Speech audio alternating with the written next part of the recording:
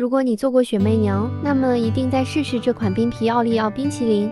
做法一样哦，首先把糯米粉、玉米淀粉、白砂糖、纯牛奶混合一起搅拌均匀，面糊过筛，盖上保鲜膜扎孔，上锅蒸半个小时，底部没有液体就是蒸熟了。放入黄油，戴上手套充分揉搓，最后拉扯几分钟。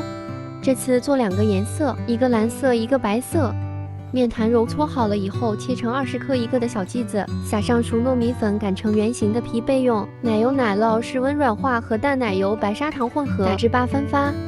奶油1分为2，分别加入不同颜色的奥利奥碎，搅拌均匀。